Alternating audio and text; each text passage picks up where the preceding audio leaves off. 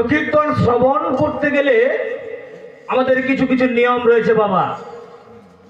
যদি আমরা নিয়মগুলো জানতে না পারি তাহলে কিন্তু কীর্তন শুনে লাভ নাই। এই জন্য বলছে, জন্মাবধি যদি করে নাম সংকীর্তন তথাপিও না পাইবে ব্রজের নন্দন। জন্ম থেকে শুরু করে যদি আমরা মৃত্যু পর্যন্ত ভগবানের গুণগান করতেই থাকি তাও কিন্তু আমরা গোবিন্দকে পাবো না। বলে কেন? এদিকে আবার অনেক সাধুগুরু বলতেছে, একবার নাম নিলে যত পাপ হরে, জীবের কি সাধ্য আছে তত পাপ করে। আর আপনি বলতেছেন জন্ম থেকে শুরু করে মৃত্যু পর্যন্ত ভগবানের গুণকীর্তন করলে আমরা গোবিন্দকে পাবো না। বলে পাবো না কেন?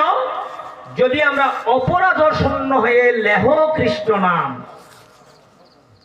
আমাদের অপরাধ গুলা শূন্য রেখে যদি আমরা নাম নিতে পারি তবেই নামটা কিন্তু আমাদের কাজে লাগবে। আর অপরাধ গুলাকে শূন্য না করে যদি আমরা জন্ম থেকে শুরু করে মৃত্যু পর্যন্ত ভগবানের গুণকীর্তন শ্রবণ করি তবে সেটা কিন্তু বাবা কাজে আসবে না।